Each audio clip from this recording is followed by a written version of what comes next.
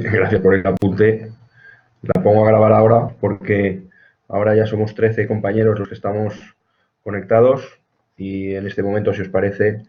al margen de que si se incorpora algún compañero, pues lo recibiremos. Si os parece, iniciamos en este momento la clase, en este caso la primera clase teórica de la asignatura de Introducción a los Aspectos Legales de los eSports. Ayer ya estuvimos viendo cuál va a ser la organización y en este momento lo que tenemos que abordar es la primera clase en la que, dependiendo del tiempo que al final tengamos, porque como ya os digo, me gustaría que nos fuéramos interrumpiendo y fuéramos abriendo debate en cada una de las cuestiones más interesantes que puedan ir surgiendo, pues bueno, la idea es analizar los temas 1, 2 y 3 del manual, que en este caso es el contexto histórico de la industria de los deportes electrónicos. En segundo lugar, analizaremos la naturaleza jurídica del fenómeno y en tercer lugar empezaremos a analizar uno a uno los distintos agentes del sector, haciendo relación de los retos o de las implicaciones jurídicas a los que se enfrentan en los próximos años cada uno de esos agentes. Evidentemente, como ya comentábamos ayer, las implicaciones jurídicas que pueda tener un publisher no tienen absolutamente nada que ver con las que pueda tener un gamer. Es importante que veamos uno a uno esos agentes y veamos, por una parte, qué normativas se les puede aplicar, qué problemas se van a encontrar en su día a día cuando están ejerciendo bien el gamer su profesión o bien el publisher su actividad económica, pues bueno, saber exactamente qué normativas es de aplicación y qué problemas se van a encontrar en los distintos agentes. Bueno, como os digo, ya somos 14 compañeros. En este momento, si os parece, damos por iniciada la clase. Como os decía, vamos a iniciar la misma haciendo un breve análisis, aunque ya, como os decía, ya lo tenéis en el manual. En el manual sí que se hace mayor relación de fechas y de datos. Aquí lo que vamos a hacer es, de forma breve, pues ver de dónde nace el fenómeno de los eSports, aunque parezca que es un fenómeno reciente, realmente si echamos la vista atrás, pues se remonta prácticamente varias décadas y tenemos que ver del nacimiento del fenómeno al día de hoy lo que ha acontecido y de alguna forma también sacar conclusiones de hacia dónde puede derivar el crecimiento de los deportes electrónicos. Los deportes electrónicos, los eSports, realmente podemos hablar de un concepto importante cuando los analizamos, que es el concepto de competición. Lo mismo pasa con el deporte tradicional, es decir, hay que hacer una diferenciación entre lo que es el propio deporte recreativo, el propio deporte de ocio que podemos practicar cualquiera de nosotros cuando nos vamos a correr, salimos a correr y no estamos compitiendo con nadie, simplemente salimos a correr, no existe una organización, no existe un evento en el cual estamos desarrollando el deporte y esto hay que diferenciarlo de la competición. Cuando estamos participando en una maratón con un dorsal, con una organización, con la posibilidad de ganar esa competición y de recibir unos premios, estamos hablando del concepto de competición. Si extrapolamos este concepto al de los deportes electrónicos, nos encontramos con que históricamente, como vosotros lógicamente comprenderéis, existían los videojuegos. Los videojuegos son lógicamente previos al nacimiento de los eSports. El nacimiento de los eSports pues tiene lugar en el momento en que los aficionados a los videojuegos conceptualizan el jugar a esos videojuegos, lo convierten en una competición. La profesionalización ha venido con el tiempo, pero en el momento en el que podemos decir que realmente nace el concepto de deporte electrónico es cuando se pasa de jugar de una forma recreativa, en comparación, como os decía, con el que sale a correr, y se convierte en una competición reglada como el que compite en una maratón, en unas olimpiadas, etcétera, etcétera. Entonces tenemos que tener claro que el concepto de competición es importante para tener en cuenta cuál es el concepto jurídico de deporte electrónico y cuándo se produce realmente el nacimiento. La definición más sencilla que podemos dar de deporte electrónico, así de una forma rápida y generalista, pues sería todo lo que engloba la organización y celebración de competiciones de videojuegos desde el nivel amateur al nivel profesional y que lógicamente, como todos sabéis, cuenta en la actualidad con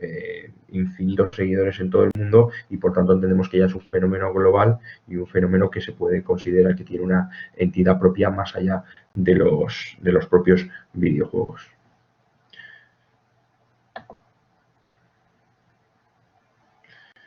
Esta, como os decía, es la definición más sencilla en la que en algún momento, lógicamente, que quien os pregunte qué son los eSports, pues podéis utilizar,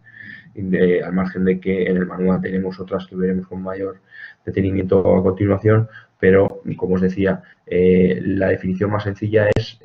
la competición, la organización de competiciones y la celebración de esas competiciones que tienen como objeto la participación en eventos en los que se está compitiendo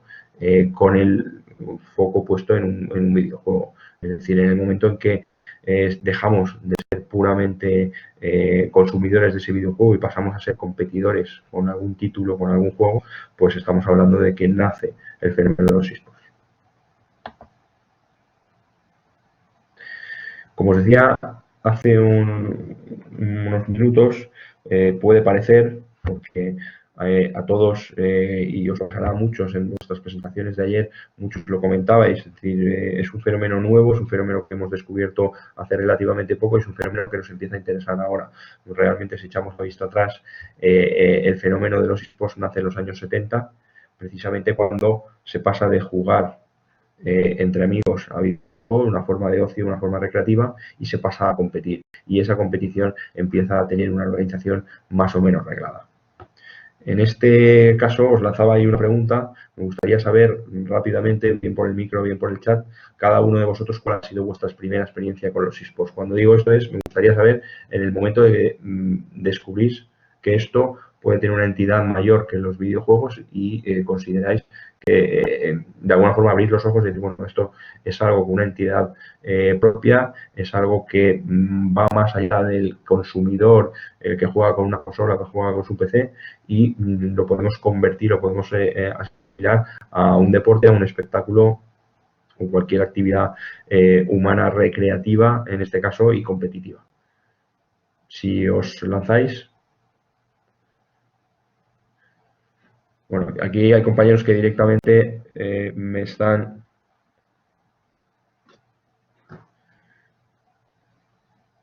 Bueno, muchos de vosotros, vuestra primera experiencia con los esports es con el League of Legends.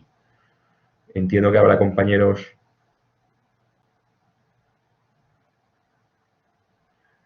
Hay otros que. El CSGO, Call of Duty. Estáis hablando casi todos de títulos de juegos. Entiendo que habrá compañeros que no tendrán tanta. Pues ya que me preguntáis, mi primera experiencia con los esports fue. Bueno, parece que el League of Legends es un poco como el desvirgamiento de casi todos en cuanto a esports.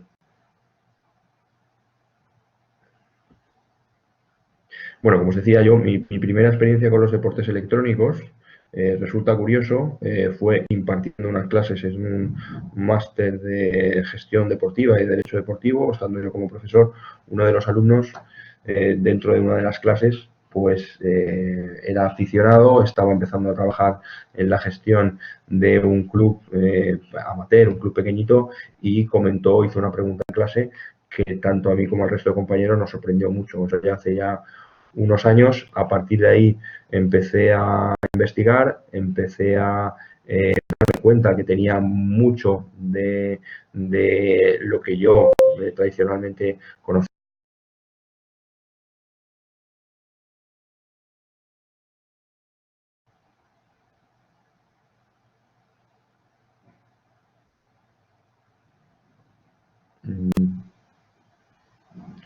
Me parece que habéis tenido un problema. ¿Me escucháis ahora? ¿Estáis?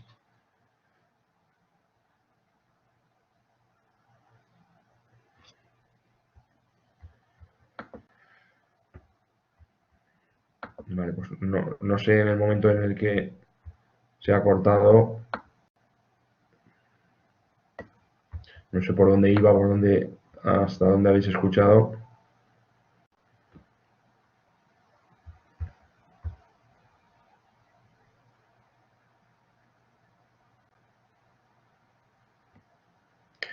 Sí, bueno, os comentaba que mi primera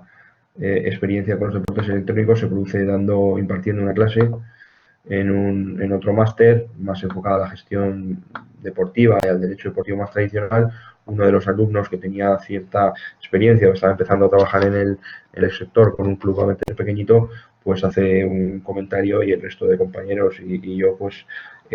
descubrimos que existía. Eso ya, como os decía, fue hace unos años y a partir de ahí, pues bueno, empecé a investigar, me di cuenta que tenía muchísimas implicaciones que se asemejaban mucho a la organización tradicional del deporte.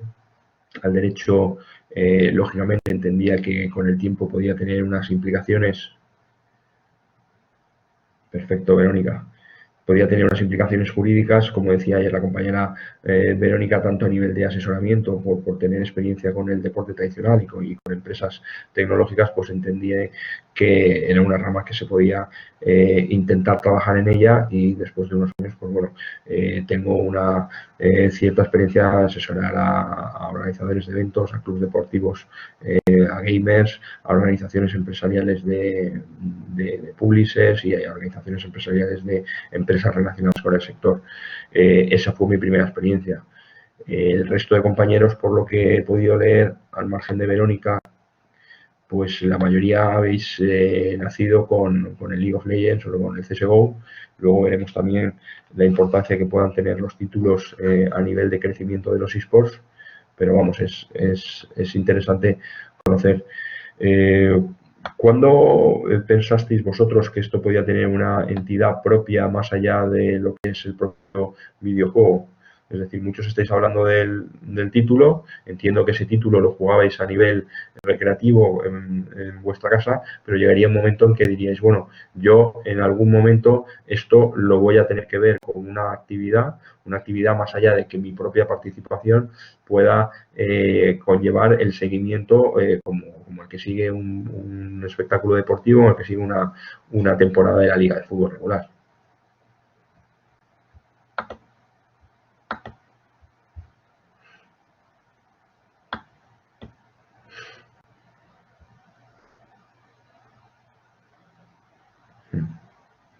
Vale, muchos de vosotros estáis comentando por el chat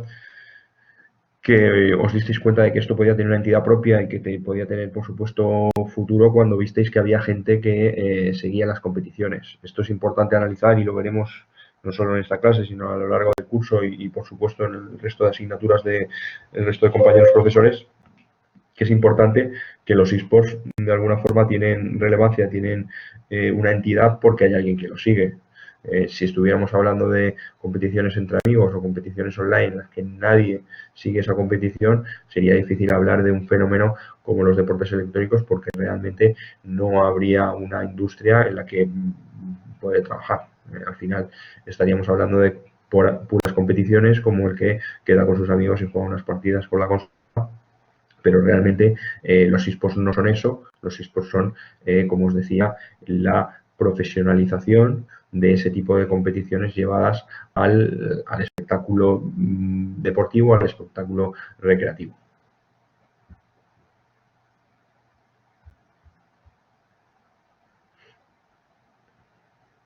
Vale, como os decía, volviendo un poco al hilo conductor del manual, los esports datan el nacimiento, lo dataríamos en los años 70,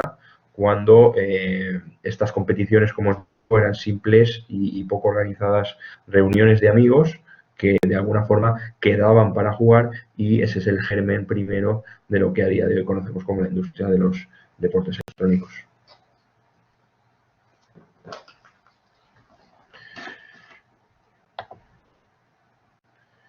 Bueno, esta es una frase, aunque parezca una obviedad, podemos decir que los deportes electrónicos indudablemente no existirían, o no serían lo que son, desde luego, sin la existencia, sin la invención de Internet. Como podéis entender, cuando realmente el fenómeno de los esports tiene el boom y se hace un espectáculo mainstream, es cuando aparece Internet. Mientras previamente lo único que había eran quedadas en zonas LAN en los compañeros conectados que podían jugar. Cuando aparece Internet y este fenómeno de competir en línea con los amigos se puede extrapolar o se puede de alguna forma hacer mucho más grande con la existencia de la red, pues lógicamente es cuando podemos decir que los deportes electrónicos empiezan a tener una entidad y una importancia como la que años después acabamos viendo que tiene.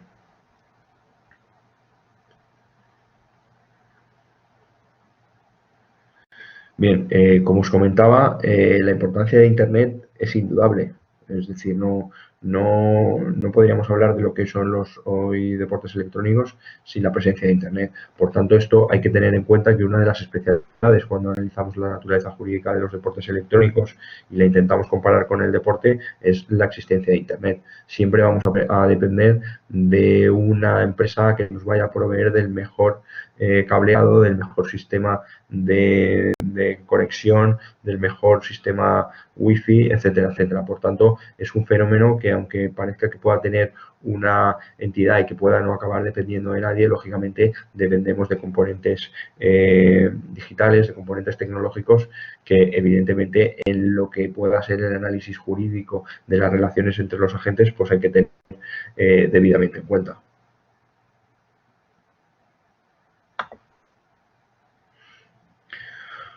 Bueno, todos vosotros entiendo que conocéis el concepto de cibercafé. Hace años estaba muchísimo más en auge que ahora y precisamente era por lo que os comentaba.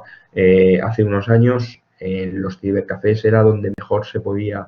jugar, donde mejor se podía competir. Era también un lugar de encuentro entre los aficionados. Se iban creando comunidades alrededor de esos cibercafés y como os podéis imaginar, la tecnología no es la que hoy tenemos y en esos cibercafés sí que tenían una banda de ancha importante en la que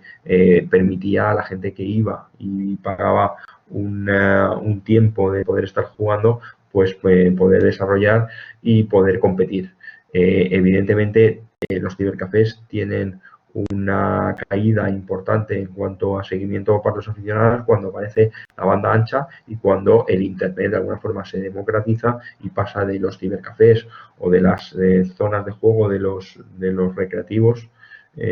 tradicionales, se pasa a poder jugar en nuestro domicilio. Aquí me gustaría hacer una pregunta para que tampoco colaborásemos y fuéramos debatiendo si alguno de vosotros ha llegado a competir en estos cibercafés previamente a la llegada masiva de Internet a las casas o ya todos habéis nacido con Internet en vuestras casas cuando la competición lógicamente es online.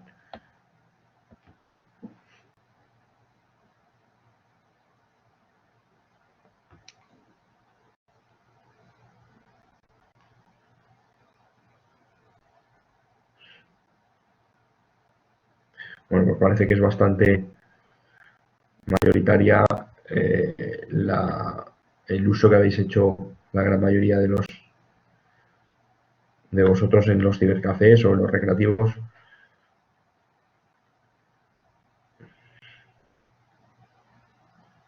Bueno, pues Daniel habla de la conexión a 56K, pues lógicamente, como os digo, es el mejor ejemplo de lo que con la llegada masiva de Internet a todas nuestras casas, pues se produjo. Pasamos de tener que ir a participar en competiciones, a competir o a estar con nuestros amigos o estar con la comunidad que estábamos creando alrededor de los juegos,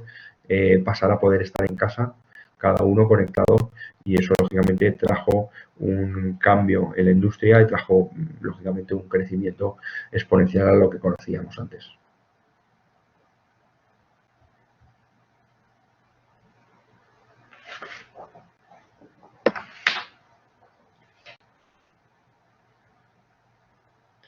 Bueno, en el manual tenéis una serie de datos, una serie de nombres de competiciones, no las vamos a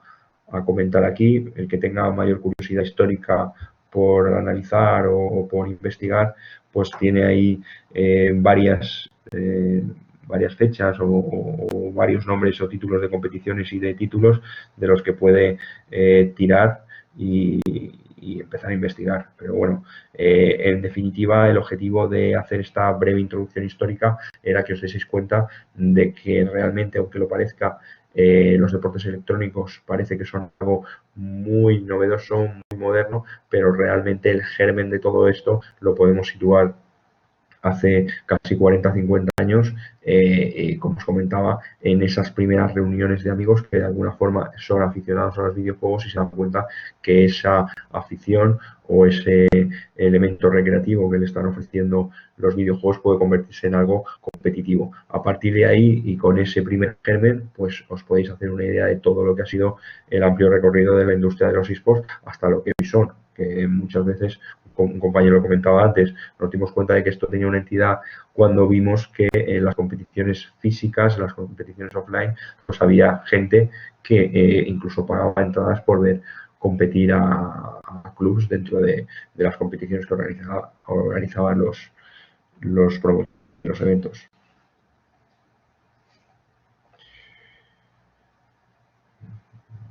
Es interesante, lo veremos cuando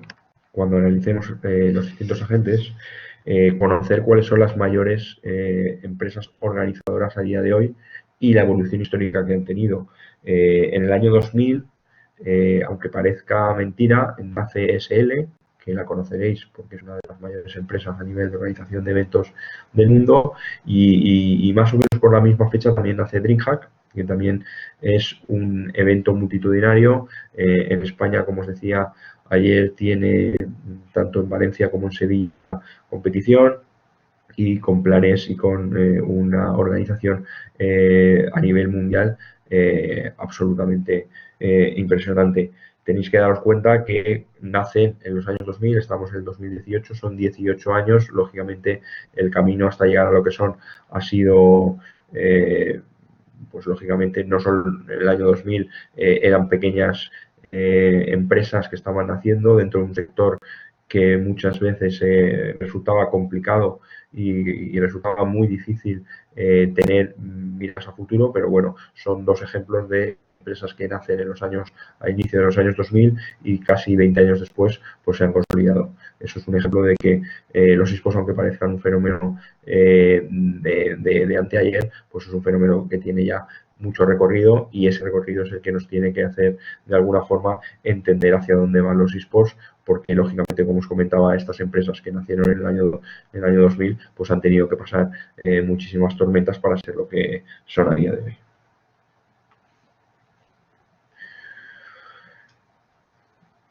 Otra fecha importante que veréis, y al hilo de lo que comentabais varios compañeros, es la aparición del videojuego League of Legends, que yo creo que la mayoría de vosotros conocéis o lo habréis jugado o lo habréis visto, o por lo menos lo habréis oído. El League of Legends, el LoL nace en el año 2009, y a partir de ahí yo creo que podríamos decir que es cuando realmente se democratiza el jugar a videojuegos y se puede convertir a día de hoy en el título, yo creo, más jugado y más conocido del mundo.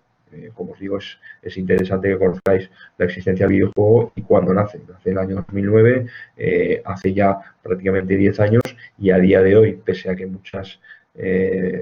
gente dice que es un videojuego que está en decadencia o que es un juego que puede desaparecer, pues bueno, casi 10 años después se sigue jugando y sigue moviendo a su alrededor muchísimas competiciones con muchísimo seguimiento, tanto de espectadores como de usuarios. Por último, y por dar por finalizada esta breve introducción histórica de lo que ha sido el desarrollo y el nacimiento de los deportes electrónicos, podemos acabar con una frase lapidaria, diciendo que la historia realmente de los esports pues la estamos creando día a día. Si sois seguidores, os estaréis dando cuenta que todos los días aparecen noticias, se están creando nuevos clubes, se están creando nuevas competiciones, se están creando nuevos juegos. Es decir, como comentábamos ayer y también lo veremos cuando analicemos la cuestión de si son deporte o no son deporte, pues estamos presenciando que están naciendo los deportes. Imaginaos si de un día para otro se inventara el fútbol, pues bueno, lo que supondría, ¿no? Imaginaros echar 150, 200 años desde que se inventó el fútbol hacia atrás, y imaginaros estar en el día antes de cuando se crea el fútbol. Pues bueno, aquí puede servirnos un poco de símil la aparición de títulos como el Fortnite. Hace unos meses nadie conocía el Fortnite, y a día de hoy se puede decir que es el juego más jugado y el que está generando mayores competiciones y mayores ingresos por retransmisiones y por derechos de imagen. Pues bueno, Imaginaros, y como os decía, estamos creando o se está creando la historia de los deportes electrónicos prácticamente a diario, porque están apareciendo nuevas competiciones, están apareciendo nuevos títulos, están apareciendo nuevas formas de entender la industria, están apareciendo nuevas aplicaciones tecnológicas que están mejorando tanto la jugabilidad como están mejorando la visibilidad de estos juegos, están apareciendo nuevas formas de competir. Habréis visto que puede que la siguiente evolución, el siguiente paso que den los deportes electrónicos sea competir en realidad virtual, en las que pasaremos de jugar no tanto lo manual, sino incluso a juegos que nos requieren mayor exigencia física. Por tanto, como os digo, la historia, pese a que podemos decir que nació en los años 70, pues bueno, la historia realmente los deportes electrónicos la estamos creando entre todos día a día. ¿Tenéis alguna duda o algún comentario de este primer punto?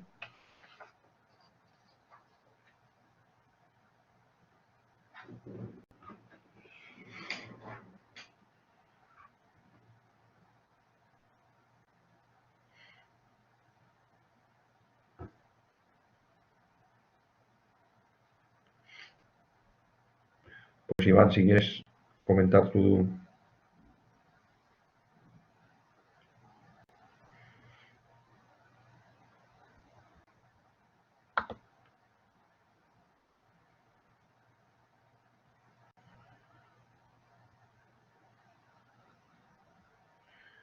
Pues Iván, la frase que preguntas es: la necesidad de regulación en este sector nace cuando las actividades relacionadas con los videojuegos pasan a ser de individuos aislados a grupos generalizados de jugadores que compiten entre ellos, y dices que no entiendes bien. Pues bueno, utilizando el ejemplo que te ponía del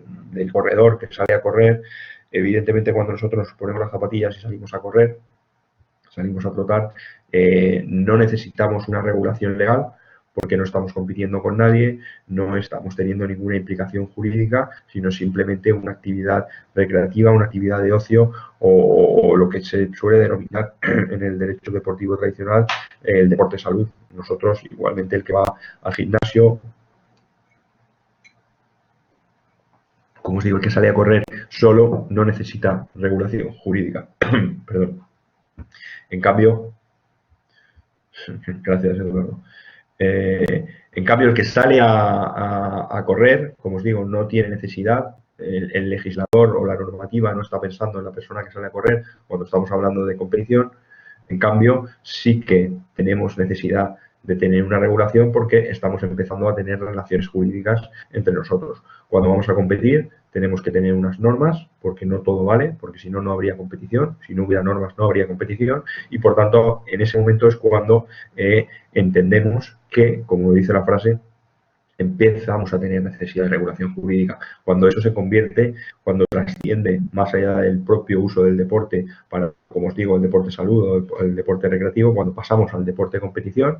cuando pasamos a no estar solos, sino a competir o a relacionarnos con otras personas que están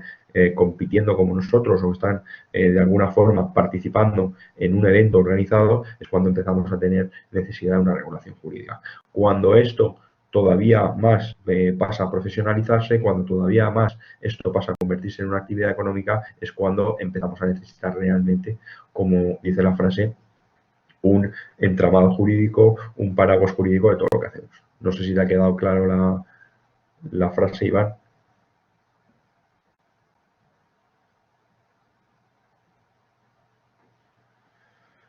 Vale, pues si no tenéis más dudas o más comentarios respecto al tema de la evolución histórica, como ya os digo, si alguien tiene interés, pues no hay muchas publicaciones al respecto, es complicado, pero bueno, tirando un poco de las cuestiones que he incluido en el material, pues podéis tener, como digo, material para empezar a investigar.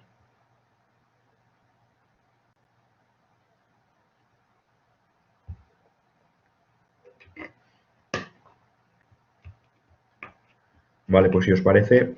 pasamos a ver el segundo de los puntos del manual, el tema segundo, que hemos titulado La naturaleza jurídica. Como os decía ayer, es interesante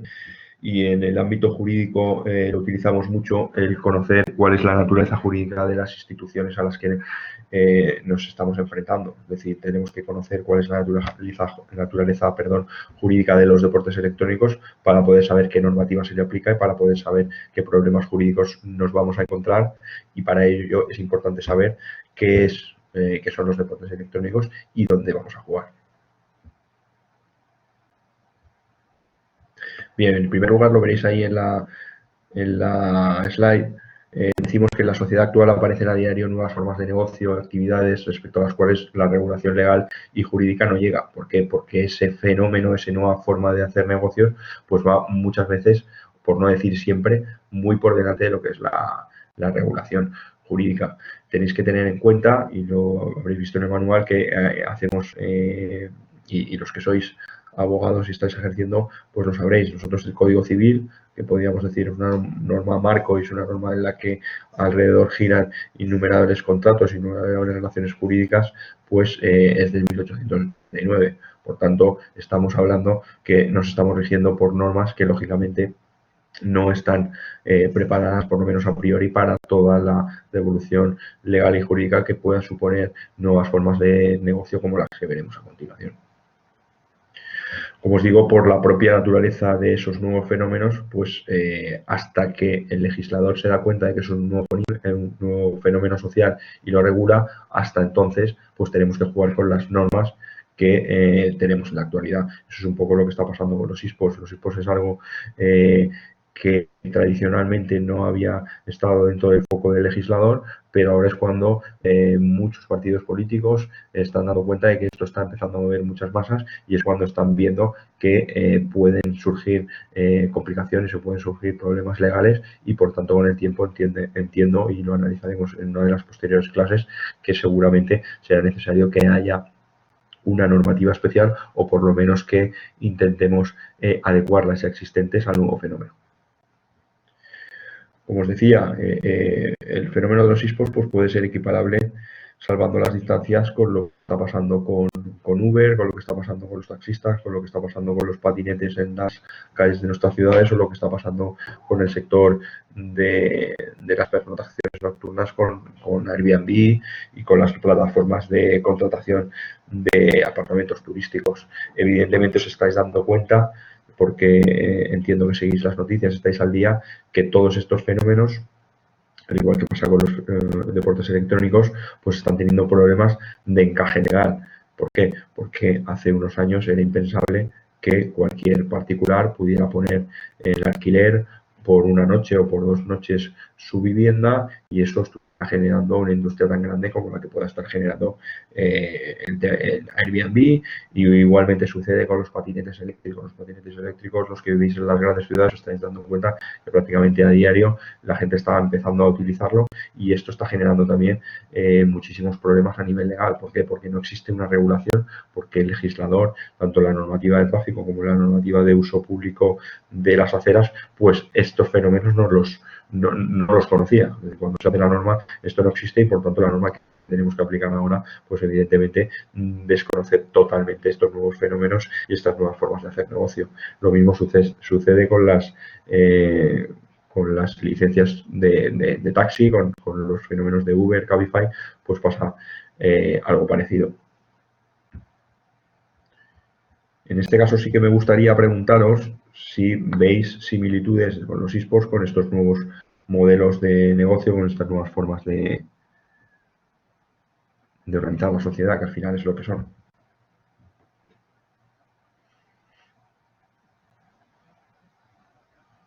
¿Os habíais planteado alguno de vosotros que los eSports podían ser algo similar a los fenómenos de Airbnb, los fenómenos de las plataformas de alquiler, del car sharing, etcétera?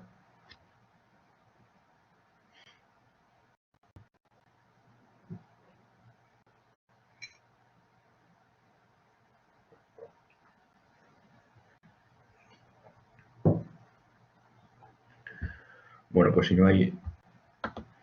ningún comentario al respecto,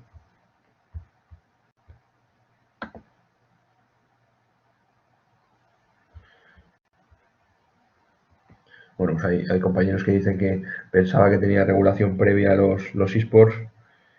Isaac no se lo había planteado. Manuel dice que no lo ve claro con los ejemplos. Los ejemplos realmente no es tan importante el ejemplo, sino más bien la circunstancia que nos encontramos en los deportes electrónicos de que es algo tan innovador, es algo tan desconocido para la gran mayoría de la sociedad que muchas veces la normativa que le vamos a aplicar no está preparada para el fenómeno. Tener en cuenta, y ya me adelanto un poco a lo que veremos cuando analicemos el fenómeno en relación con lo que es el deporte tradicional. Bueno, pues como te digo, Manuel, la problemática con los esports, perdón, viene en el momento en que los códigos que se le aplican, es decir, cuando estamos hablando del deporte tradicional, estamos hablando de una organización federativa en nuestro país, estamos hablando de una organización territorial, en cambio los esports, por ejemplo, no tienen una territorialidad como la que podamos entender de comunidades autónomas, provincias, países. Las competiciones de esports, gracias, como decíamos antes, a Internet, gracias al fenómeno de la competición online, pues muchas veces es complicado saber qué normativa aplicarle. De igual forma, sucede con muchas cosas que veremos a lo largo de las clases, que el legislador, lógicamente, cuando legisla, no legisla pensando en un gamer, no legisla pensando en un publisher, y por tanto todas esas cuestiones son las que os intentaba hacer ver que tienen cierta similitud con esos nuevos fenómenos y con esas nuevas formas de hacer negocio.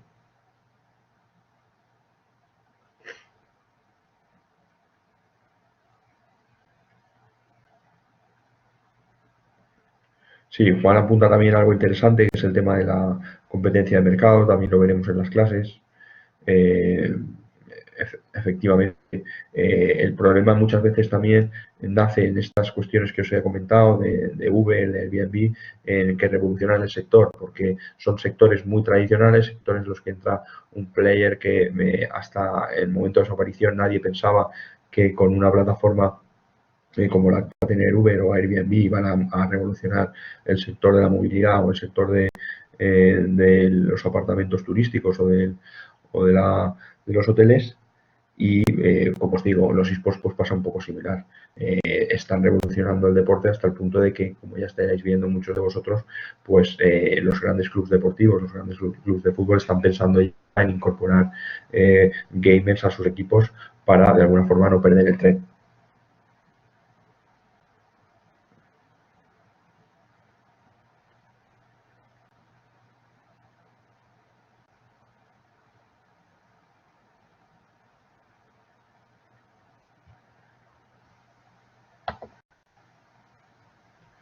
Vale,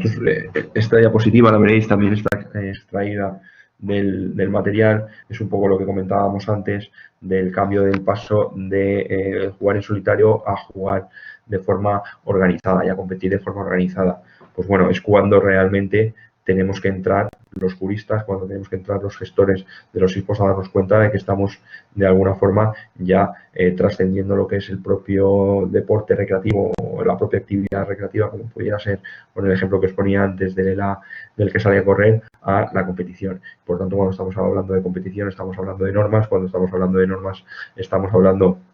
de un régimen disciplinario, qué pasa con el que no cumple las normas, estamos hablando de un régimen de actividad económica, porque lógicamente el que monta un evento, el que organiza un evento, lo hace con un interés, por lo menos en la gran mayoría de ocasiones, económico, por tanto ya está, como comentaba Juan, estamos hablando de mercado, estamos hablando de competencia económica y por tanto estamos hablando de una aplicación obviamente jurídica de las normas que en cada país o en cada territorio tenemos que conocer.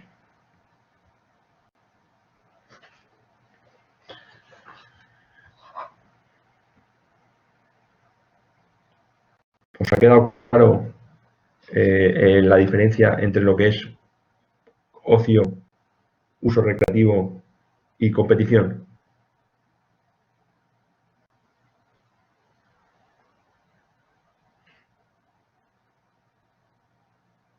Bien, Iván dice que no lo ha entendido. Acláranos un poco cuál es tu duda.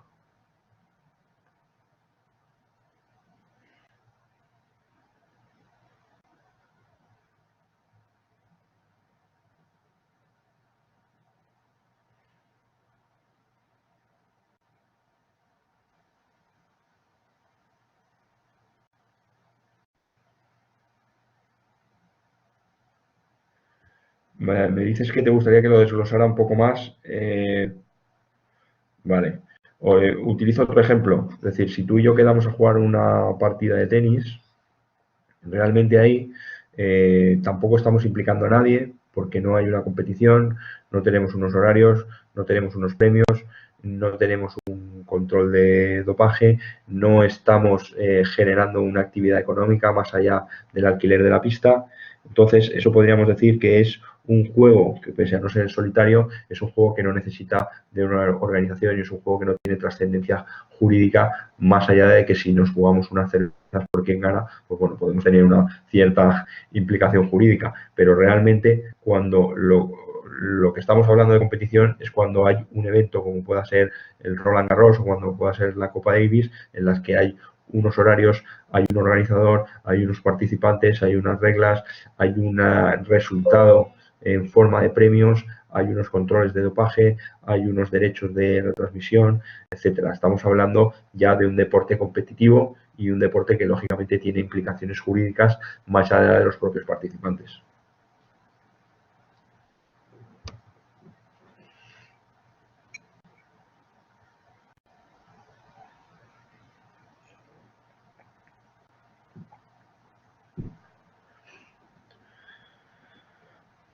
Vale, pues habréis visto en el manual, los que hayáis tenido oportunidad de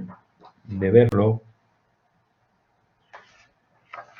que en el apartado de naturaleza jurídica os hago relación de distintas descripciones o distintas definiciones de lo que pudiéramos denominar deportes electrónicos o esports. Son interesantes que las analicemos porque de ellas podemos extraer determinadas cuestiones que son interesantes para el desarrollo de las clases. La primera de ellas es la que se recoge en Wikipedia,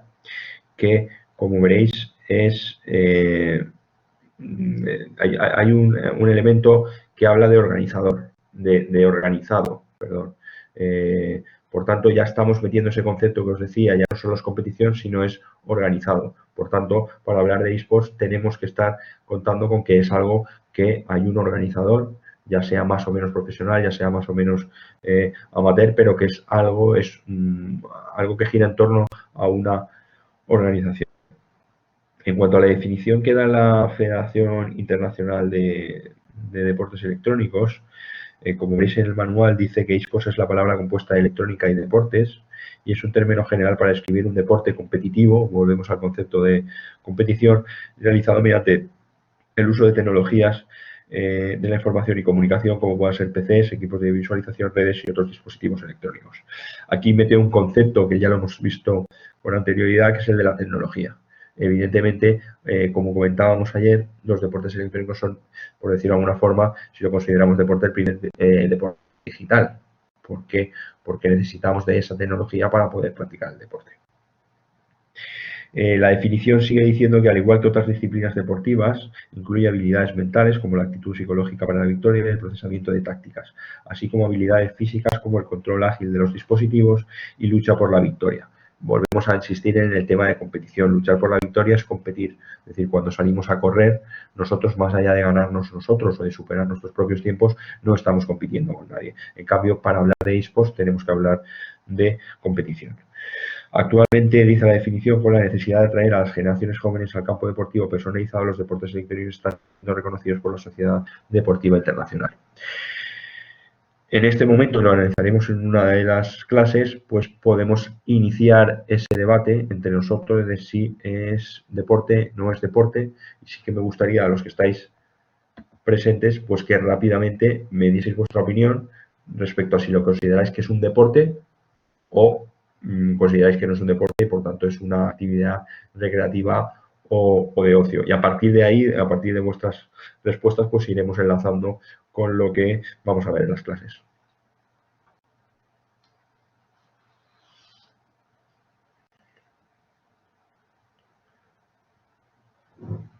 Si me vais dando feedback, el que se atreva. Manuel dice que sí que es deporte. Gonzalo también. Tener en cuenta que aquí la definición habla de habilidades mentales, actitud psicológica. Iván dice que implica pensamiento estratégico. Aquí nace la comparación con otros deportes, como pueda ser el tiro con arco o incluso el ajedrez. Alejandro habla de que es deporte porque está profesionalizado.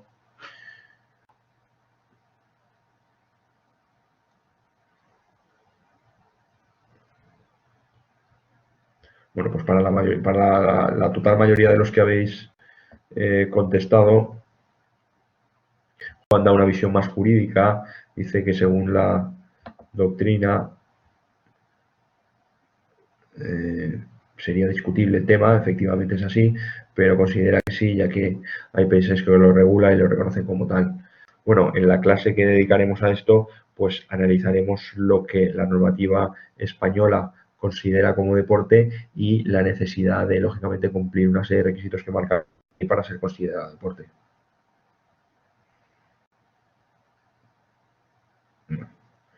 Bueno, en definitiva, lo que de alguna forma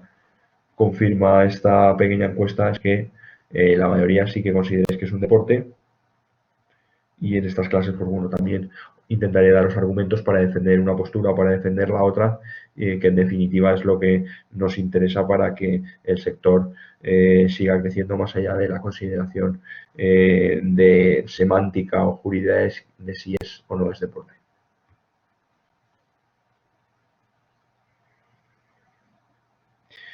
Bien, hay una corriente, porque el tema de cómo se denomina los deportes electrónicos también es curioso. Tradicionalmente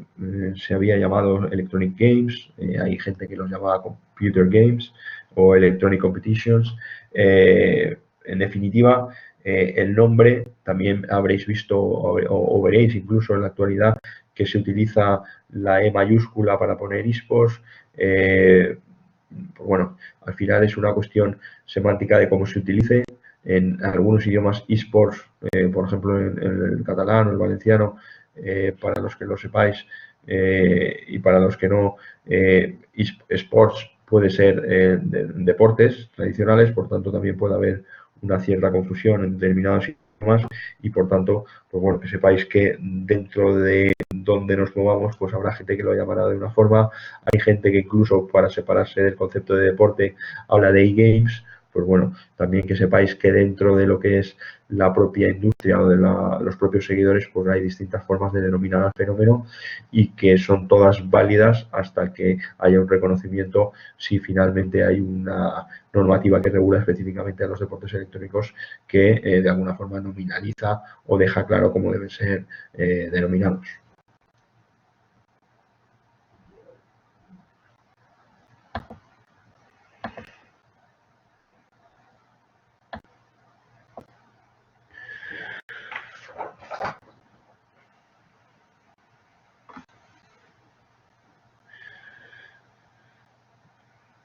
Vale, en el manual veréis que hay otra serie de definiciones. Hay una interesante del investigador Michael Wagner del año 2006,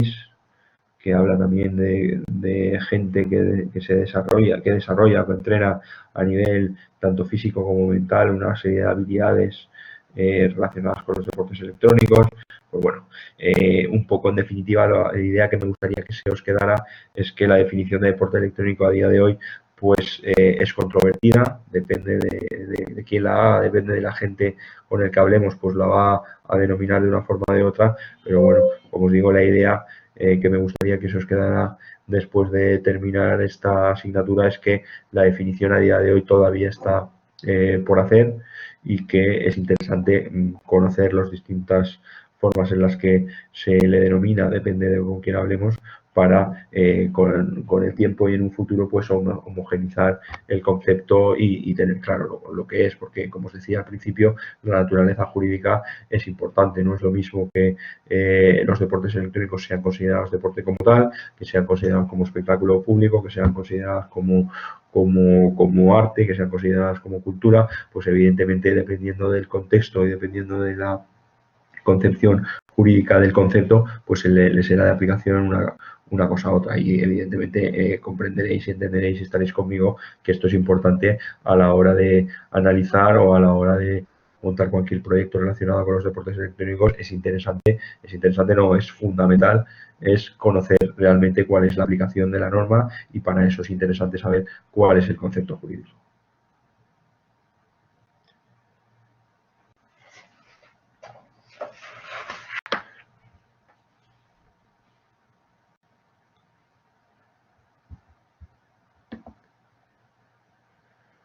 Bueno, pues este también está extraído del manual. Como os decía hace un momento, pues a día de hoy podemos decir que no existe un concepto estándar, como podamos entender del fútbol o de cualquier deporte que sabemos exactamente cuando nos preguntan o cuando hablamos de él, exactamente lo que es, cuáles son sus normas, qué normativa jurídica le es de aplicación. En cambio, como os digo, los deportes electrónicos evolucionan tan rápido que resulta realmente muy difícil el poder determinar cuál es su naturaleza jurídica, cuál es su encaje en la normativa y, lógicamente, pues es el primer punto de partida para determinar y debatir sobre si es necesaria esa regulación específica o no, como ya veíamos ayer.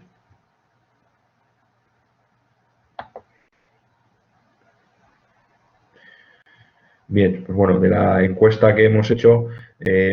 algunos ya lo apuntabais, que determinadas normativas o determinados ordenamientos jurídicos pues lo van a considerar deporte, otros no, y como os digo, la especial naturaleza, como os digo en el manual de los deportes electrónicos, hace muy complicado a día de hoy encajarlo 100%, por ejemplo, en la regulación deportiva, en la regulación de espectáculos públicos, y lo que en definitiva también me gustaría que eso os quedara en la mente es que realmente los deportes electrónicos no tienen por qué ceñirse única y exclusivamente a una normativa, porque, como os comentaba antes, puede que estemos ante un fenómeno nuevo, como pueda ser Uber, Airbnb o todos los nuevos modelos de negocio que necesitan una normativa y no tenemos por qué forzar un poco la máquina e intentar encajarlos dentro de lo que sería la normativa que tenemos ya establecida desde hace tiempo y que, lógicamente, cuando el legislador hace esa normativa o aprueba esas leyes, pues no conoce los fenómenos como pueda estar pasando con el deporte electrónico. Evidentemente, poniendo como ejemplo España, pues la ley del deporte tiene ya prácticamente más de 20 años. Evidentemente, hace 20 años el fenómeno de los esports no es tal como ahora y, por tanto, el legislador en su momento ni se podía imaginar lo que esto iba a suponer y, evidentemente, pues no podía legislar los problemas que a día de hoy nos estamos encontrando.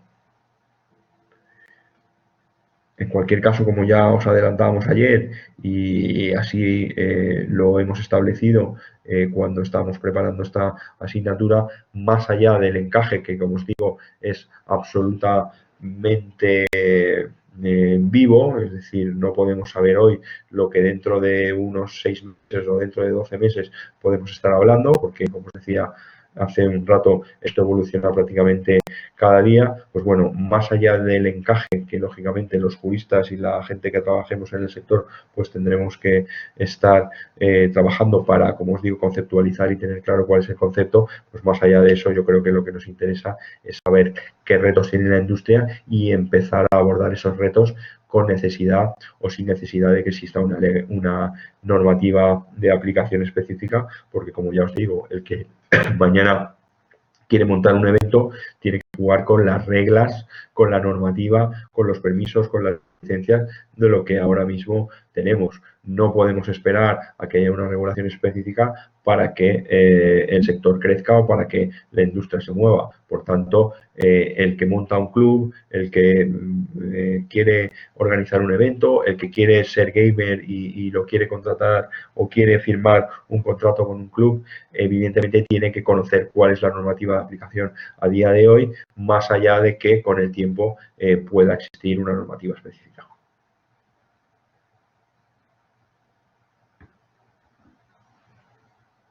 ¿Tenéis alguna duda hasta el momento en cuanto al encaje, en cuanto a la definición?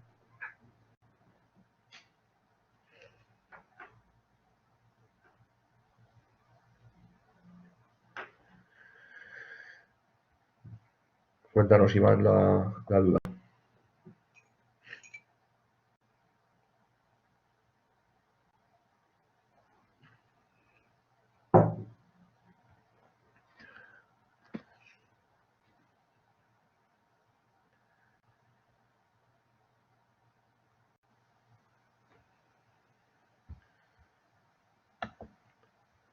Esperamos a que Iván nos dice: empresas como Riot, que en un inicio con el LoL crearon normas de competición para su juego, no puede ser quienes fijen una normativa oficial, ¿verdad? Bien, bueno, aquí empezaríamos ya a hablar de conceptos que iremos analizando en otras clases. Una cosa es que empresas como Riot, que son las creadoras y son las desarrolladoras del videojuego, en este caso League of Legends, pues tengan unas normas internas de competición, unas normas internas de lo que pueda ser el desarrollo interno del videojuego, y otra cuestión bien distinta es la normativa que se le aplique a la industria. Evidentemente ni Riot, ni Activision, ni ninguna empresa desarrolladora de los videojuegos puede o tiene la capacidad o tiene la legitimación para legislar o crear leyes que tengan que ver nada con la contratación de los gamers por los clubs, por la tributación, por la fiscalidad, por los permisos, por las licencias que necesita solicitar un organizador de un evento, etcétera, etcétera. Por tanto, tendremos que diferenciar, y eso ya lo veremos en otra de las clases, lo que puedan ser las propias reglas del juego, las propias reglas de competición, de lo que pueda ser la normativa o la legislación que se le aplica a la industria, reglas de mercado, como comentábamos antes, reglamentos antidopaje, cuestiones incluso de ámbito público cuando pedimos una licencia, cuando tenemos que pedir un permiso para celebrar un evento en el que hay menores, etcétera, etcétera. Todo eso evidentemente no puede ser uno de los agentes, como en este caso pueda ser, como haces tú, decías tú en tu pregunta, o el publisher no puede evidentemente legislar sobre cuestiones de ámbito público y de dominio público, como puedan ser las normas de contratación, las normas de creación de empresas, las normas laborales, etcétera, etcétera. No sé si te ha quedado, Iván, clara la duda.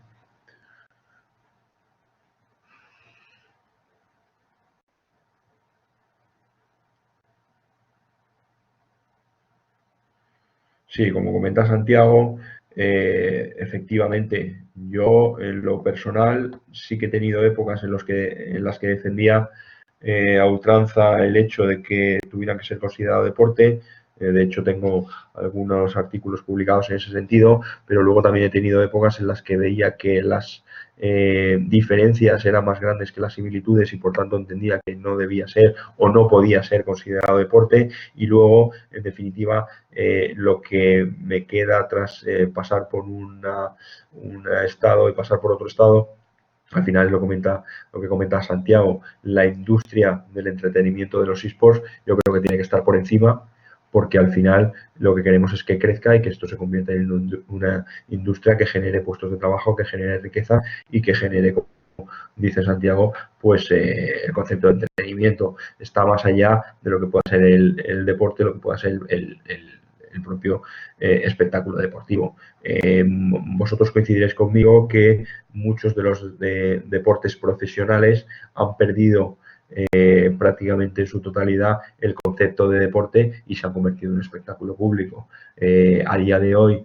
competiciones como pueda ser la Champions League pues tienen mucho de espectáculo y en ocasiones tienen poco de deporte. Lo mismo sucede con otros deportes, espectáculos, que al final pues estamos hablando de la industria del entretenimiento más allá de la propia concepción del deporte como salud, del deporte como superación personal. Todos esos principios pues los dejamos un poco apartados cuando estamos presenciando un espectáculo en el que hay más de 120.000 personas en un estadio, o estamos viendo las Olimpiadas por televisión. Todos esos elementos que tradicionalmente tiene el deporte y todos esos principios y valores que tiene el deporte, pues muchas veces los estamos olvidando cuando estamos presenciando espectáculos deportivos como los que venimos viendo. Por tanto, debate o no, eso ya lo veremos en su momento, pues lo importante es que la industria tenga una entidad propia y sepa qué normas le son de aplicación, más allá de que sí pueda ser deporte o pueda ser espectáculo.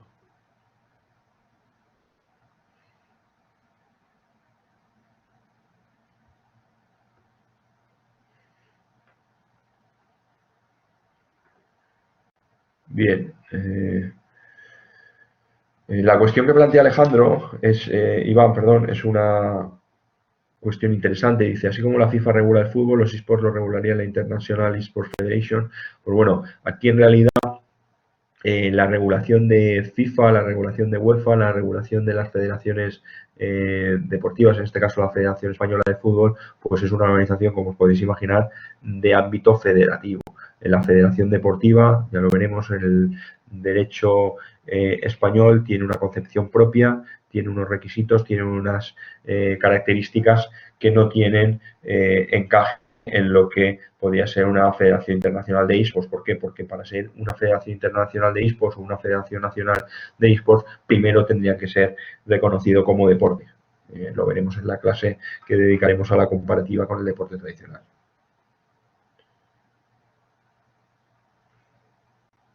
Bien, también es interesante lo que apunta Iván, que considera que cada juego es diferente. Muchas veces la discusión estriba precisamente en ese elemento. Cuando estamos hablando de la Federación de Fútbol, estamos hablando de un deporte. Cuando estamos hablando de la Federación de Baloncesto, cuando estamos hablando de la Federación de Tenis, estamos hablando de deportes. En cambio, en los deportes electrónicos, en los esports, lo que nos estamos encontrando es que hay títulos, juegos que tienen poca relación muchas veces entre ellos, que tienen características competitivas absolutamente diferentes. Incluso nos estamos encontrando con juegos que hoy no conocemos y que mañana se crean y que al día siguiente están siendo utilizados para competir. Por tanto, es difícil concebir en nuestra mente el que pueda existir una regulación a nivel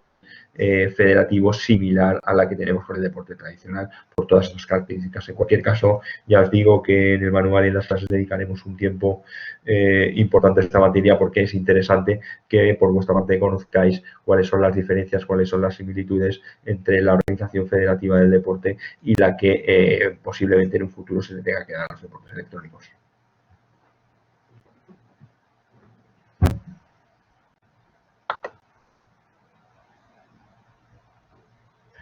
Bien, pues si no tenéis más dudas respecto a la cuestión del encaje jurídico, de la naturaleza jurídica de los deportes electrónicos, pasamos al punto tercero del manual, en el cual, como veréis, estamos analizando los distintos agentes del sector. Como veíamos ayer en vuestras presentaciones, dentro incluso de la propia clase tenemos distintos perfiles, gente que viene del periodismo, gente que viene del asesoramiento financiero, gente que viene del sector de la representación, gente que viene del sector de desarrollo de los videojuegos, gente que viene del sector de la psicología. Pues bueno, como es lógico también en el sector de los esports, como podéis imaginar, existen distintos agentes y cada uno de ellos, como decíamos con anterioridad, tiene unas implicaciones jurídicas, tiene unas obligaciones legales y tiene una organización que es interesante que conozcáis porque en vuestro trabajo profesional dentro del sector pues vais a poder muchas veces tener que relacionaros con estos agentes o incluso formar parte de los mismos y es interesante que conozcáis cuáles son cada una de las implicaciones y dónde se tiene que situar dentro de que pueda ser la pirámide de agentes del sector cada uno de los distintos agentes que vamos a analizar.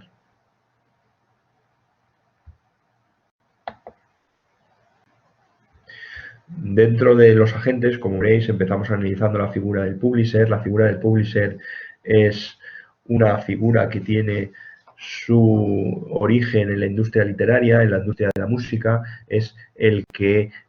genera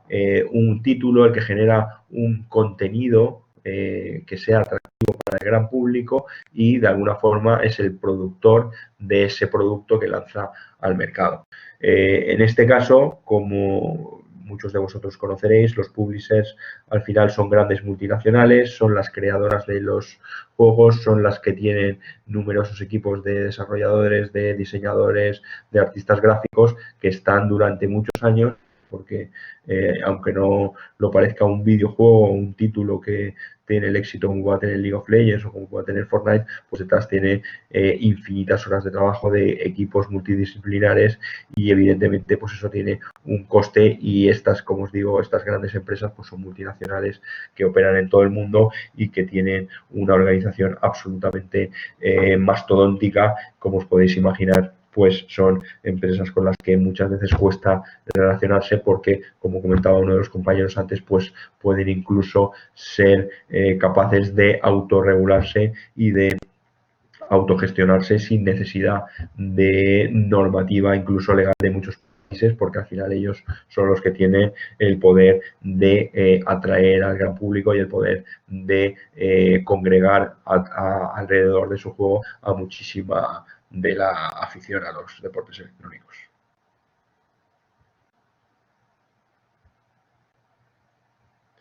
Bien, dentro de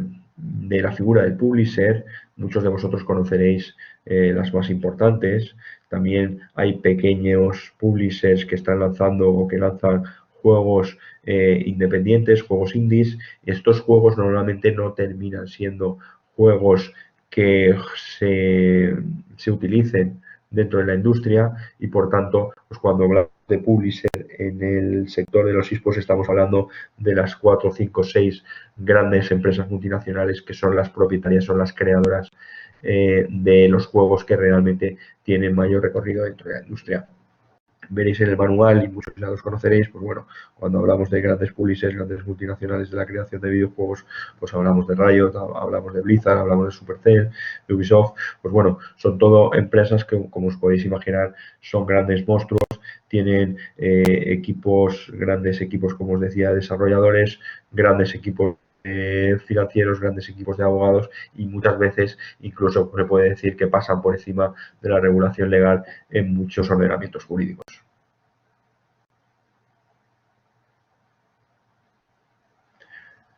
Pregunta si el publisher es Riot o Tencent. El publisher en realidad es Riot. Tencent es una empresa mucho más grande, tecnológica, que es la propietaria, pero bueno, realmente son lo mismo.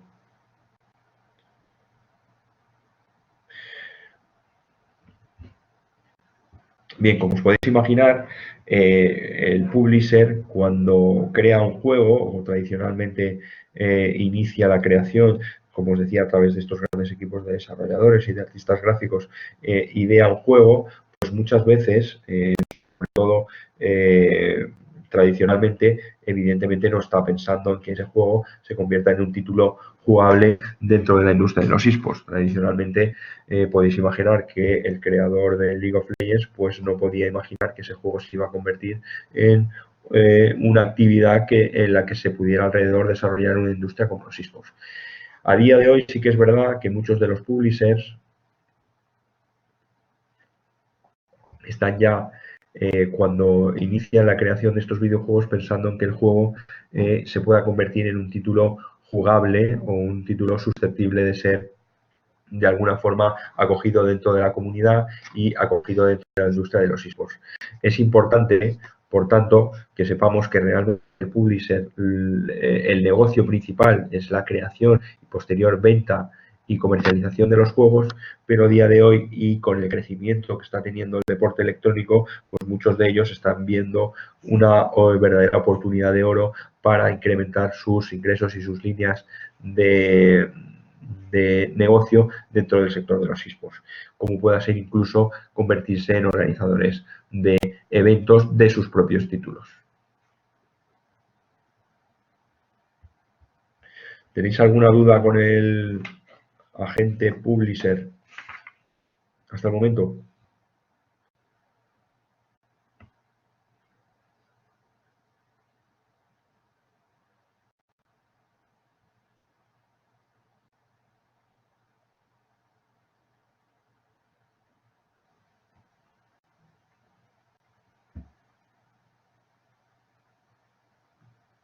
Bueno, pues como os decía, el publisher ha visto en los esports una nueva forma de generar negocio. Una nueva forma de generar negocio más allá de lo que es el puro negocio core del publisher, como pueda ser crear y posteriormente vender juegos. Cuando dentro de esa transacción comercial entre el publisher y el aficionado o el consumidor, aparece el fenómeno de los esports, el publisher se da cuenta que más allá del negocio multimillonario que supone vender videojuegos, pues puede incluso generar mayores ingresos dentro de su modelo de negocio a través de los deportes electrónicos. Por tanto, no tenemos que olvidar que dentro del sector el publisher es una figura muy importante y con la cual siempre vamos a tener que contar, porque al final, como se dice tradicionalmente, y no sé si os lo habrán dicho ya en alguna otra clase, el publisher en los deportes electrónicos es el dueño de la pelota. ¿Alguien sabe y se lanza a explicarnos qué significa que el publisher es el dueño de la pelota?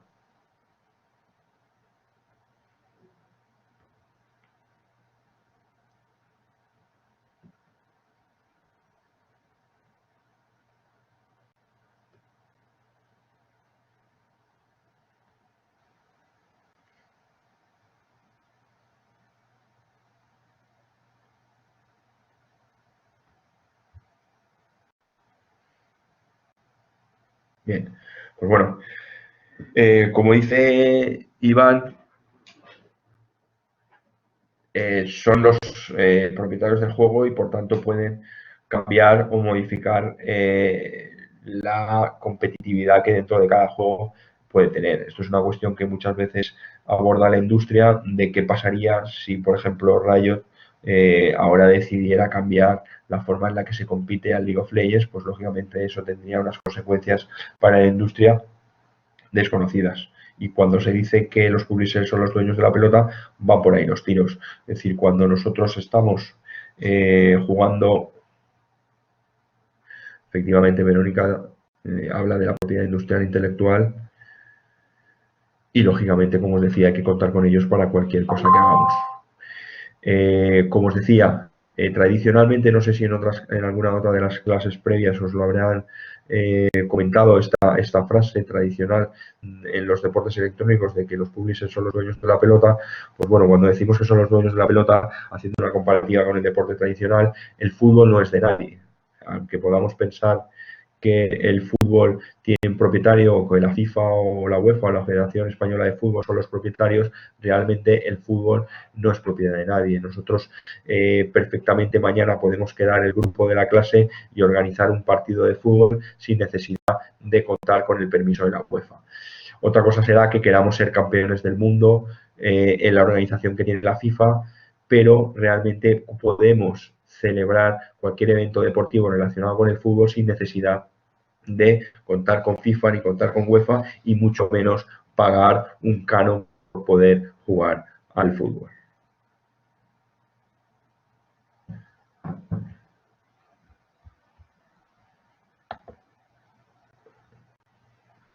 Es importante, por tanto, tener clara esta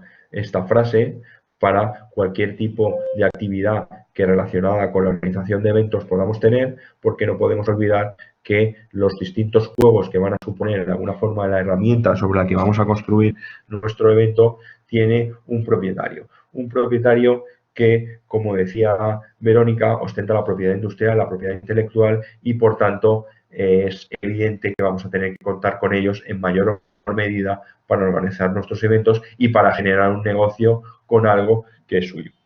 Podemos decir, y muchas veces lo dicen, oiga, es que yo he comprado este juego y con este juego yo puedo hacer lo que quiera y lo que quiero organizar es un evento en el que van a venir 50.000 personas a jugar al juego. Yo, comprando un juego, una licencia de uso de ese juego, estoy organizando un evento multitudinario, un evento en el que yo estoy obteniendo grandes beneficios simplemente porque yo en su día compré un juego. Pues bueno, al final tenemos que ver si efectivamente eso es factible o no es factible, si la propiedad intelectual que tiene el publisher termina cuando nosotros compramos y con ese juego podemos organizar eventos alrededor, pues, como os podéis imaginar, todo esto genera una serie de cuestiones importantes, una serie de problemas jurídicos alrededor y que son importantes conocer a la hora de organizar un evento o incluso cuando estéis trabajando dentro de un publisher, saber hasta dónde podéis llegar para exigir a los organizadores de eventos o para, de alguna forma, monetizar más allá de lo que es la propia compraventa del videojuego. Bien, Daniel Fernández apunta a una cosa muy interesante, que muchas veces en negociaciones con inversores que quieren invertir dentro de la industria de los eSports nos encontramos. Él dice que cuando el publisher es el propietario del juego y organizamos una actividad alrededor de ese concepto de propiedad, pues estamos dependiendo de alguna forma de terceras empresas para realizar nuestro modelo de negocio. Efectivamente, esto es así, es muy acertada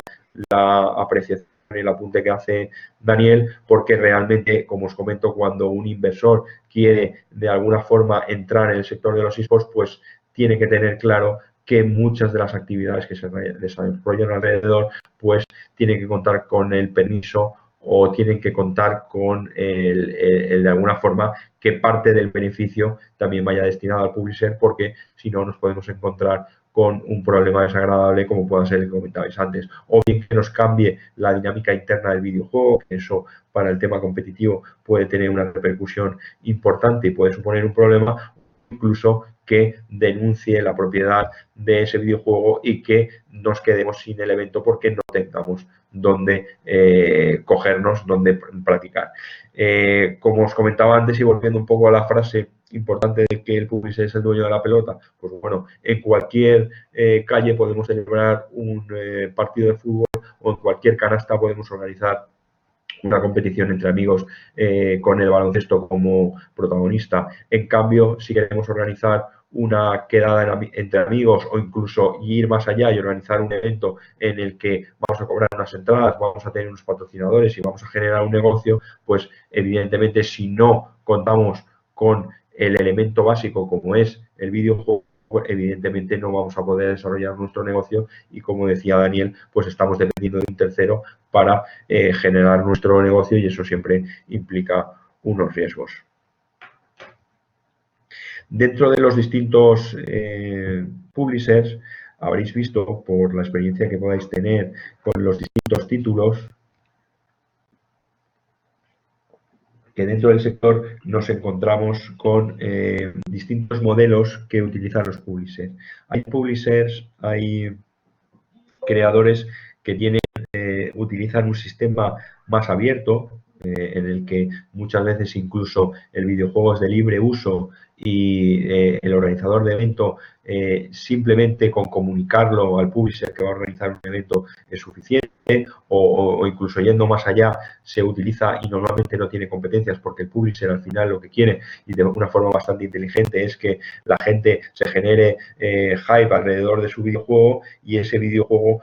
al final la gente lo que quiera es que se compre, que salgan actualizaciones, que salgan juegos relacionados y por tanto al final se está retroalimentando del fenómeno de los deportes electrónicos. Este es un sistema, es un modelo que podríamos denominar abierto y es el que utilizan algunas de las marcas, algunos de los publishers. Hay otros publishers que son muchísimo más restrictivos, consideran que ellos son el creador, consideran que ellos son los propietarios y quieren controlar todo lo que es la organización competitiva alrededor de sus títulos. Por último, tendríamos el denominado sistema híbrido en el que algunos organizadores, algunos publishers se convierten en organizadores para determinadas zonas geográficas porque de alguna forma quieren que su videojuego tenga mayor visibilidad y por tanto ellos son los que están provocando, están propiciando que se organicen eventos y son ellos los que organizan esos propios eventos y en otras zonas geográficas donde a lo mejor están más consolidadas pues lo que hacen es licenciar, vender o gestionar licencias con organizadores de eventos como los que hemos visto antes, SL, DreamHack, etcétera, y organizan de distinta forma, no son ellos los que directamente organizan las competiciones, organizan los eventos, sino que llegan a acuerdos de licencia con, como os digo, con estos organizadores de los eventos. El tiempo y la evolución de la industria es la que nos va a decir si los publishers se acaban convirtiendo ellos también en los propios organizadores de los eventos o bien existe una distinción y por una parte nos vamos a encontrar al publisher creador puro y duro del videojuego y por otra parte a los grandes organizadores de eventos. Evidentemente, seguramente nos vamos a encontrar con épocas en las que los publishers van a querer ser o van a tener que tener mayor parte del pastel. Habrá otras épocas en las que serán los organizadores de eventos los que tengan mayor capacidad de congregar al aficionado y por tanto el publisher tenga una capacidad de negociación menor, pero en cualquier caso, como os podéis imaginar, los organizadores de eventos y los publishers siempre están condenados a entenderse. Y esto obviamente es un foco de problemas y es un foco de asesoramiento jurídico tanto para organizadores como para publishers para centrar la línea de dónde está, como os digo, quién es el propietario, quién es el dueño de la pelota y quién es el organizador de evento y cómo se articulan las relaciones tanto jurídicas como sobre todo económicas entre unos y otros. Sí, efectivamente, como dice Daniel, tenemos el ejemplo del CSGO, que pues el publisher, el creador del videojuego, también es verdad con el éxito que tiene y por la cantidad de seguidores que tiene, pues que le da un poco igual quién utiliza su videojuego, también es una estrategia entiendo muchas veces de marketing porque cuanto mayor libertad das al organizador de evento, mayor capacidad tiene el organizador de atraer público, de generar negocio y al final, como os decía, es una retroalimentación porque cuanta más gente haya viendo el videojuego, cuanta más gente haya aficionada, pues más gente se va a descargar el juego, más gente lo va a comprar.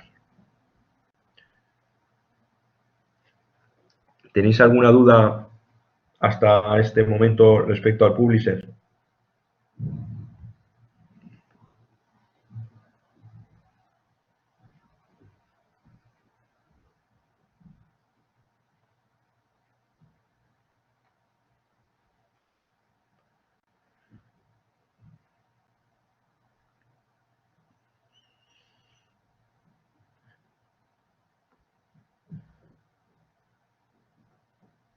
Perfecto. Pues evidentemente la comparativa que hacíamos ayer y que iremos haciendo a lo largo de las clases entre el deporte tradicional y los deportes electrónicos, la figura del publisher es complicada encajarla en el deporte tradicional. Como os decía, el deporte tradicional no tiene un dueño, no tenemos la necesidad para organizar competiciones en las que generar un retorno económico, pedirle permiso a nadie, ni mucho menos compartir beneficios como pueda pasar entre los publishers y los organizadores en los deportes electrónicos. Sí que es verdad que ya lo veremos cuando estemos hablando de la organización deportiva en nuestro país, que las federaciones deportivas sí que tienen el monopolio en algunas ocasiones de los títulos oficiales. Es decir, nosotros podemos montar una competición paralela a la Champions League. Habréis oído que muchos de los clubs, por el tema del reparto económico y el tema de los derechos de retransmisión, pues están incluso planteando el salirse de la Champions y crear una competición paralela que consideran que les pueda traer mayor retorno económico, pues bueno, pues ahí tendríamos que analizar si sería una competición oficial dentro del país, si sería una competición que crean equipos para salirse de esa organización oficial, pues bueno, también que entendáis que como os digo, la equiparación entre el publisher y la equiparación con el deporte tradicional es complicada porque la figura del publisher, la figura del propietario del videojuego, es difícil que tenga un encaje en el deporte tradicional porque, como os digo y reitero, y con esto terminamos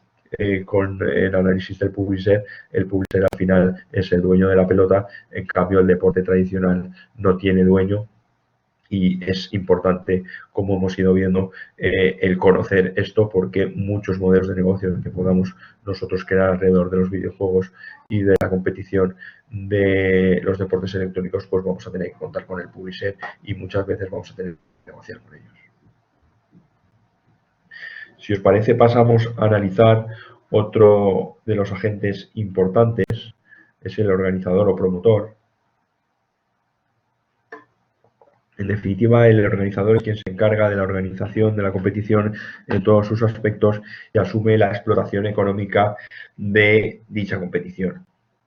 Los organizadores, evidentemente, como os podéis imaginar, el que organiza una competición lo está haciendo más allá de que en alguna ocasión podamos estar hablando de organizaciones sin ánimo de lucro, pero lo habitual es que estos organizadores de eventos se constituyan como agentes económicos y tengan un interés evidentemente económico para organizar este tipo de competiciones. Por tanto, cuando estemos hablando de organizador o promotor, lo tenemos que entender como empresario, ya sea empresario particular, ya sea empresario colectivo, pero el que organiza un evento habitualmente y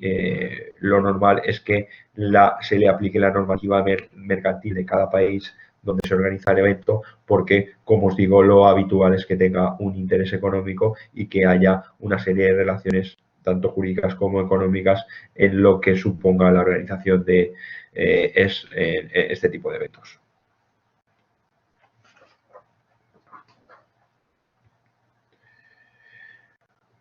Como os digo, como veníamos analizando previamente con el publisher, el organizador de eventos es igualmente una figura muy importante. ¿Por qué? Por lo que comentábamos al inicio de las clases. Al final, la evolución de los eSports pasa de las competiciones que hacen los amigos en los cibercafés a las grandes competiciones que conocemos a día de hoy. Por tanto, un motor importante, un dinamizador importante de la industria es el organizador, es el promotor de los eventos. Una de las cuestiones que tiene que tener clara, como decíamos con anterioridad, el organizador del evento es que no tiene capacidad plena para organizar los eventos más allá de lo que comentábamos, que tiene que contar muchas veces, dependiendo del tipo de juego y dependiendo del tipo de publisher, con una serie de permisos, una serie de licencias que muchas veces tienen un componente económico importante detrás de los publishers. ¿Por qué? Porque salvo que el propio organizador sea el que genera ese evento, el que promociona ese evento, lo habitual es que los organizadores no sean los propietarios de los videojuegos y no sean propietarios de los títulos en los que basan la competición y por tanto tengan que llegar a acuerdos y firmar contratos con los publishers para poder darle uso a ese videojuego y lucrarse alrededor de ese videojuego con la competición que están generando.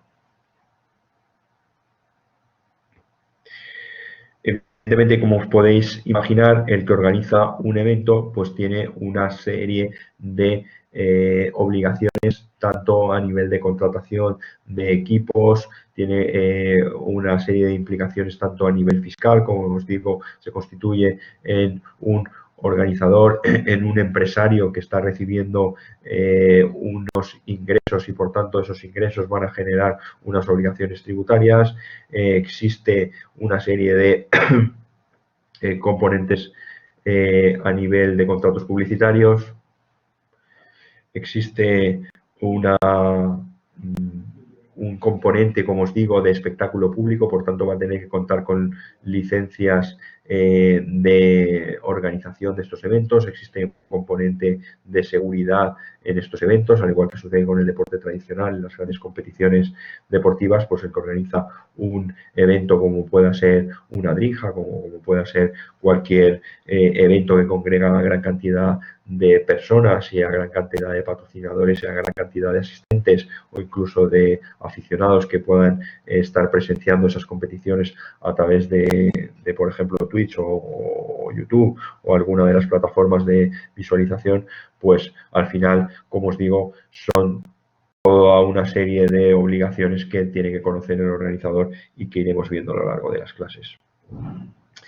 Desde el punto de vista del mercado, lo comentaba antes Juan, del tema de la competencia, el mercado de los eSports no es un mercado que tenga una regulación y que tenga una limitación de operadores y por tanto podemos decir que desde el prisma del mercado no existe una limitación del número de empresas que operan ni un control por parte de la administración que nos vaya a decir que se requieren unos requisitos de solvencia o unos determinados modelos de negocio como sucede en otros tipos de industrias. Al final,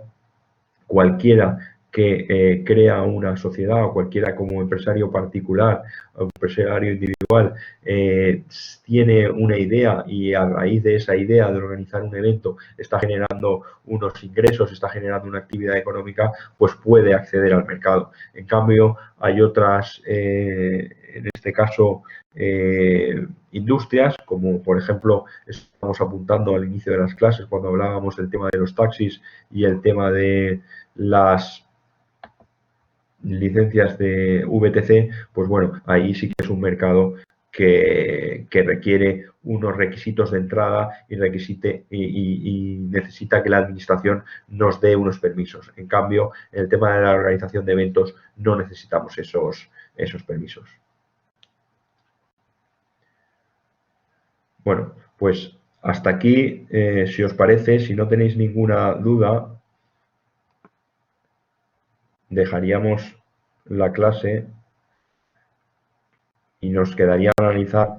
tres agentes importantes como son los clubs, los gamers y otros operadores. ¿Tenéis alguna duda?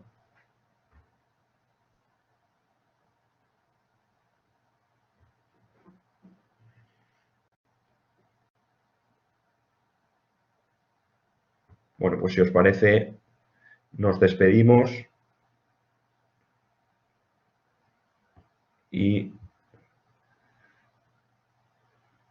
empezaríamos la siguiente clase con el análisis para terminar con los clubs, los gamers y otra serie de figuras importantes en el sector y seguiríamos con las clases. Por último, y para despedirme, estuvimos ayer presentándonos. Me gustaría que el que tenga un momento me escribiese al correo electrónico que figura en el campus virtual, poniéndome la pequeña explicación que me disteis, que me la enviéis por correo electrónico con vuestros datos de...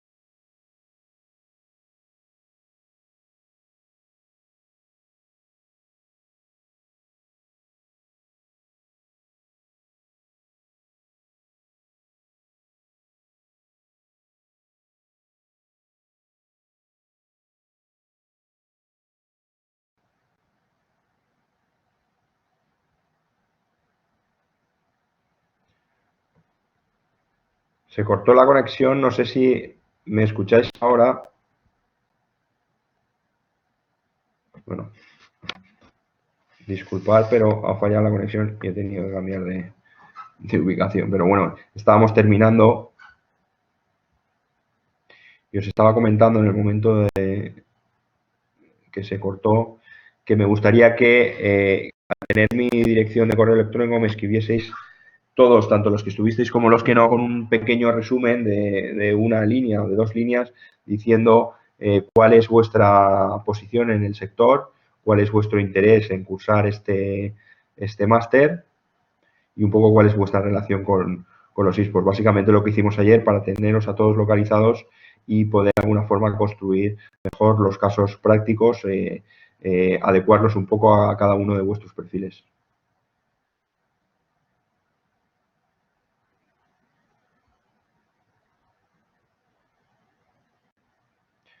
Sí, Iván Páez comenta si en los foros no es mejor.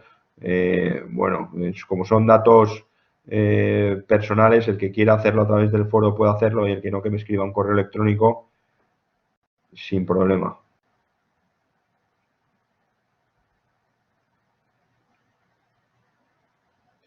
Entiendo, Fidel, que sí que está. En cualquier caso, es bernardo.bonet@campusview. Creo que es .com. Te lo voy a confirmar.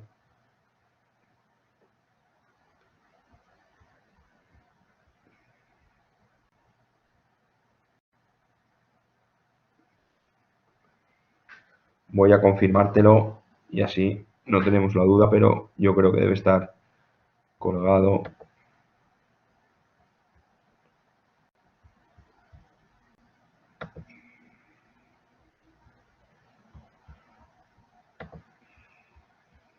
Efectivamente. Es .es, campusview.es. Pues bueno,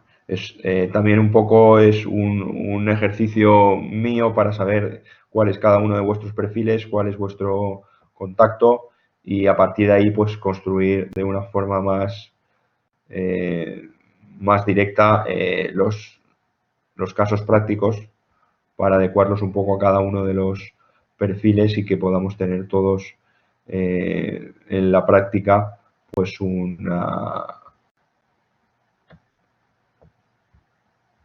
conocimiento más directo de lo que cada uno busca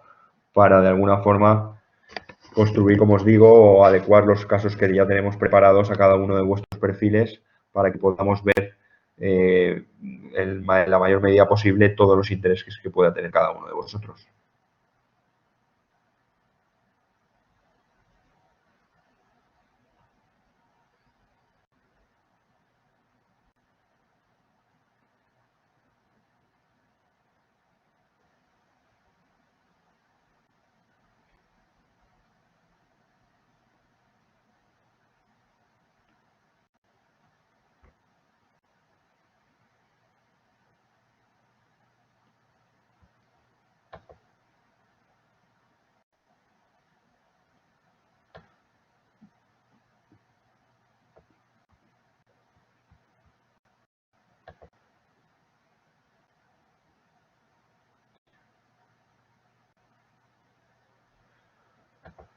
Bueno, pues si no tenéis ninguna duda, ningún comentario,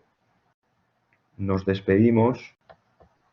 hasta el próximo, si no me equivoco, día 10 a las 8, que tenemos la próxima actividad.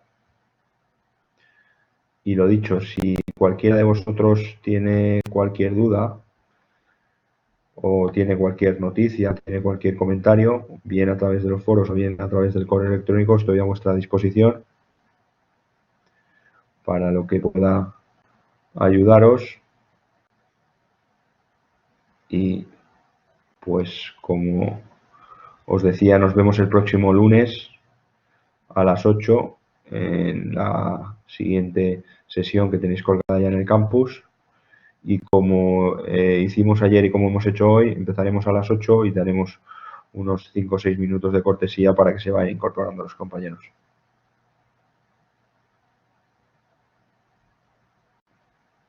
Perfecto. Pues entonces paramos aquí la grabación, damos por terminada esta primera clase y como os digo, estoy a vuestra disposición para contestar las dudas a través del correo electrónico o para comentar en los foros de la aplicación. Buenas noches y nos vemos el próximo lunes.